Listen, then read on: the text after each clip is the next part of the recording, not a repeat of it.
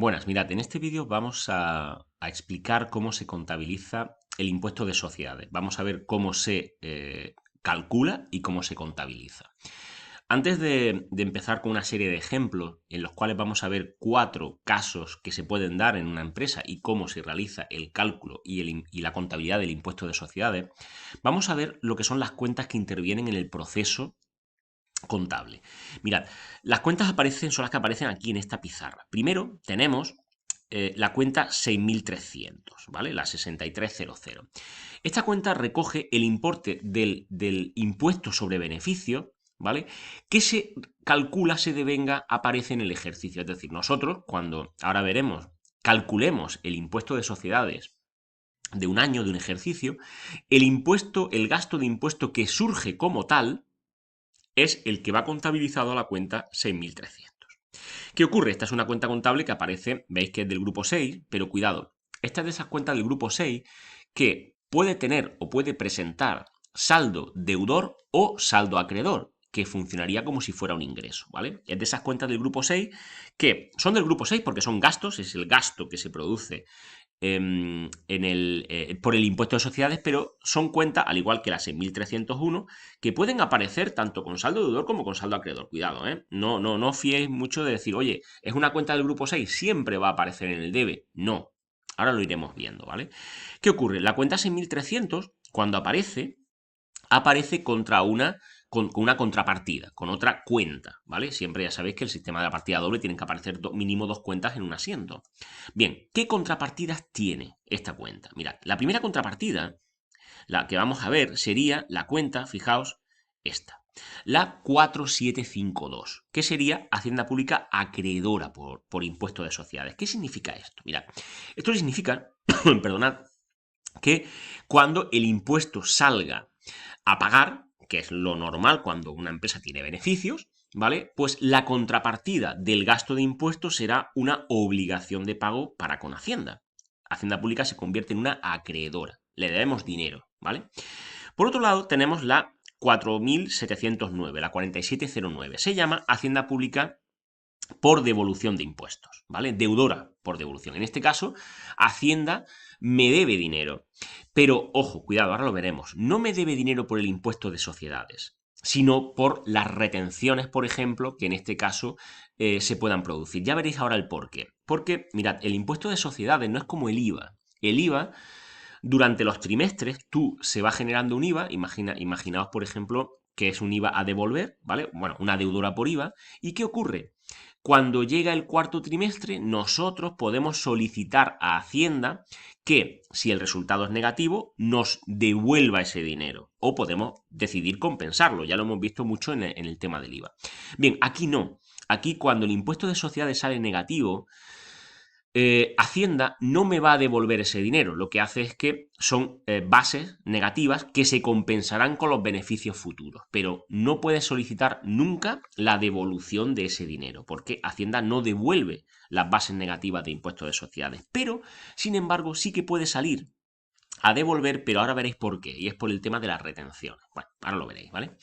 Y luego tenemos otra partida, otra contrapartida relacionada con la anterior, que es la 473, ¿vale? Que sería Hacienda Pública, retenciones y pagos a cuenta. Esta cuenta, recordad, es una cuenta que se genera, por ejemplo, cuando somos nosotros los que emitimos una factura a un cliente o a un deudor y lleva retención. Por ejemplo, eso ocurría cuando teníamos un local, nosotros, y se lo alquilamos a alguien. Le facturamos a ese alguien, le hacemos una factura y le retenemos, ¿vale? Esa retención, cuando eres tú el que emite la factura, va a la cuenta, en este caso, 473, ¿vale?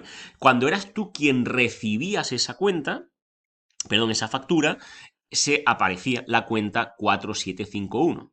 Hacienda Pública acreedora por retenciones. Bueno, ahí os remitiría al vídeo de lo que son las retenciones para que vieseis cómo, ahí explicaba cómo la 4751 se liquidaba de forma trimestral en el modelo 111 o 115, ¿vale?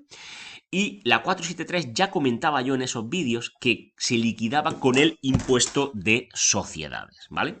Pues ahora ha llegado el momento de esta cuenta 473 que se liquidará en el impuesto de sociedades. Bien, estas son las tres cuentas, ¿vale? Que son contrapartidas de las 6.300 que surge como consecuencia del cálculo del impuesto de sociedades en este ejercicio, en el año presente. Bien, vámonos a la otra cuenta que interviene en el proceso contable del impuesto de sociedades, que sería la 6.301, la 6.301, que se llama impuesto diferido. Vale, mirad, esta palabra diferido es lo que le da sentido a esta cuenta. ¿En qué consiste esta cuenta? ¿Cuándo aparece? Mirad, son cantidades que surgen, pongo aquí, en un ejercicio, en este ejercicio, en el proceso de cálculo del impuesto de sociedades, surge una cantidad que surge este año, pero va a tener repercusiones o incidencias en el impuesto de sociedades de próximos años. Es decir, afecta a este año y al que viene.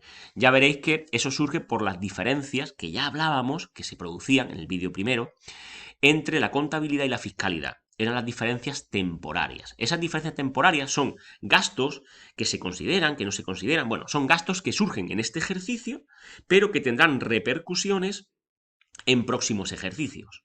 Por lo tanto, surgen esas diferencias entre el mundo contable, mundo fiscal, y se contabilizan a la cuenta 6301, ¿vale? Ahí van las diferencias temporarias, que ya lo vimos en el vídeo 1. ¿Cuáles son sus contrapartidas? Mirad, vamos a ir marcando aquí las contrapartidas, que serían, primero, la 4745.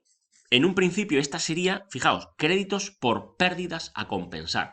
Cuando el impuesto de sociedades, el cálculo, salga negativo, ya he comentado hace un momento que esas bases negativas, lo que se hace, no te las devuelve Hacienda, sino que se guardan para que sean compensadas cuando exista beneficio. Hay un límite temporal, cuidado. Entonces, ¿qué ocurre? Estamos hablando, ¿por qué se contabilizan a las 6301? Porque es algo que surge en este ejercicio, una base negativa, un impuesto negativo, pero tendrá incidencia en un futuro. ¿Por qué? En el futuro, cuando tenga beneficio, restaremos, nos descontaremos esas bases negativas. Por lo tanto, se contabiliza a las 6301, es un impuesto diferido. Luego tenemos la 479, ahí serían los pasivos por diferencias temporarias imponibles, ¿vale? Estos surgen, las diferencias temporales, ya dijimos que eran las diferencias entre criterios contables y criterios fiscales. Lo vamos a ver ahora en un ejemplo, ¿vale? Esto surgen porque implican ahora, en este ejercicio, en el cálculo, aparecen situaciones en las cuales nos van a hacer pagar menos impuestos ahora, pero pagaremos más impuestos en un futuro. Ahora lo veremos con el caso de las amortizaciones, ¿vale? Y por último tenemos la 4740, que es el caso contrario. Son activos por diferencias temporarias deducibles. En este caso van a implicar ahora mismo pagar más impuestos, pero implicarán un menor impuesto, un pago menor de impuestos en un futuro. Es justo al contrario, ¿vale? Y ya os digo, eso lo vamos a ver tanto con un ejemplo con las amortizaciones, con los deterioros, como con el leasing. Ahora, cuando veamos el ejemplo, ¿vale? Bueno, pues esto, ya lo tenéis también en la teoría, son las cuentas que intervienen, ojo, en la parte contable, ¿vale? Y cada cuenta va con una contrapartida, es decir, el impuesto corriente que se genera en el año, las 6.300, el impuesto diferido, es decir, gastos o cosas que surgen en este año, por diferencias entre criterio contable y criterio fiscal, resulta que tendrán incidencia en un futuro, ¿vale? En ese caso, aquí tendríamos todas sus contrapartidas, ¿vale?